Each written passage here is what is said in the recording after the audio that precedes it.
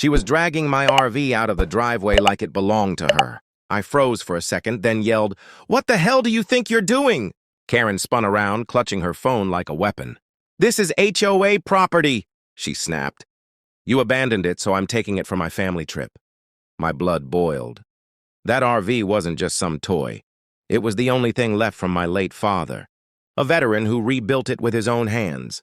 Before I could take a step closer, she dialed 911 and screamed, "There's a trespasser on my property! Send someone right now!" I stood there stunned. Trespasser? On my own land? My kids peeked out the window, confused and scared, watching their neighbor try to steal what was ours. Karen puffed up her chest and said, "You're not allowed to be here. HOA rules don't permit abandoned vehicles, and I already have the authority to remove it." She slapped a fake notice on my mailbox, the ink still wet from her printer. I snatched it up, reading the nonsense words she scribbled on it, and couldn't help but laugh bitterly. But then I noticed something, her hand trembling. She wasn't as confident as she pretended to be. "Karen," I said slowly, "you have no idea what you've just done." She smirked, pointing toward the sound of sirens echoing down the street. "Oh, I know exactly what I've done. You're about to be arrested." She didn't know the truth. I wasn't just some random neighbor, and when those cops pulled up, the first face they were going to see was mine. 2 patrol cars screeched to a stop in front of my house, lights flashing across the street. Karen rushed toward them like a hero who just caught a criminal. "That's him!" she screamed, pointing at me. "He's trespassing and trying to steal my RV." The officers stepped out, hands on their belts, scanning the scene. One of them squinted at me, then his face broke into a grin. Well, Captain. Didn't expect to see you dealing with this kind of nonsense." Karen froze. "Captain?" she stammered. "No, he's lying. He doesn't live here." "I'm the HOA president, and I have the right to remove this vehicle." She shoved her fake notice into the officer's chest like it was a warrant. He glanced down at it, then burst out laughing. "Ma'am, this is printed on computer paper." Her cheeks turned red, but she doubled down. "You don't understand. He abandoned it. I already made arrangements. It belongs to me now." I stepped closer, keeping my voice calm. "This RV has been in my family for decades. I took it out last week for a maintenance trip, and I came back early. She thought she could steal it while we were gone." The younger officer tilted his head. "Captain, do you want to press charges?" Karen's eyes went wide. "Press charges? On me? I called you. He's the criminal!" I leaned against the RV, my arms crossed. "Karen, you really should have done your homework before pulling this stunt. You tried to steal a veteran's property and filed a false report against an officer of the law." Her mouth opened and closed, no words coming out, until finally she shrieked, "No! This isn't fair! You can't do this to me!"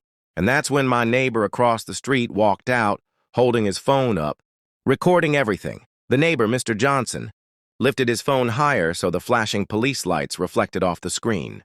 "Got the whole thing," he said loud enough for everyone to hear. From the moment she hooked her truck to his RV, Karen spun around, panic flashing across her face. "Delete that! You can't film me without permission!" Mr. Johnson smirked. "Public street, ma'am. And trust me, this is already live in the neighborhood. Group chat, a few more porch lights. Flicked on as curious neighbors. Stepped outside. Whispers spreading through the cul-de-sac. Karen's voice cracked as she shouted, "He doesn't even own this land!" "The HOA does, and I have the documents to prove it." She yanked a crumpled folder from her purse and waved it like a trophy. The officer took it, flipped through a few pages, and shook his head. "These aren't HOA documents. These are printouts from Zillow." The crowd laughed, and Karen's face turned scarlet.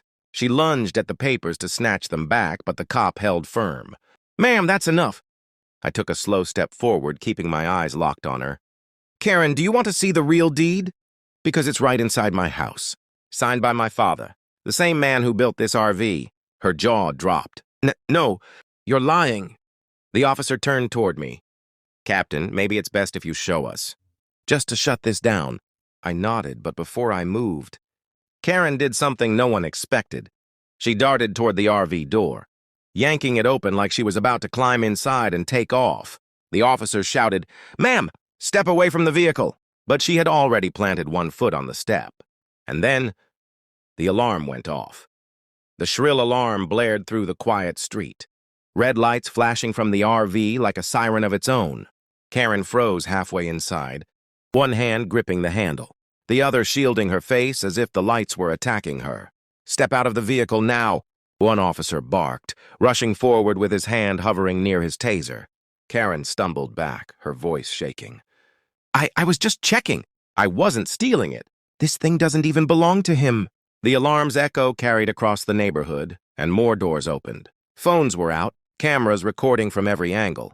The humiliation on her face was clear, but she still tried to twist the story. "Listen to me," she shouted over the noise. "He's lying.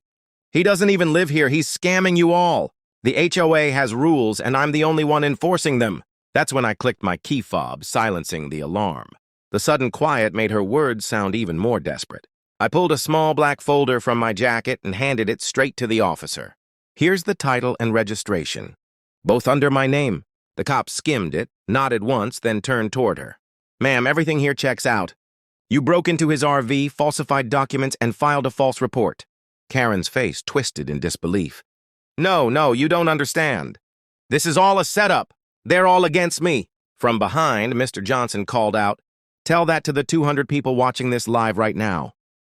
Karen's head whipped around so fast I thought her neck might snap. "Liv, you can't—" But before she could finish, another voice cut through the crowd. A woman stepped forward, calm but firm, holding her police badge up in the air. It was my wife.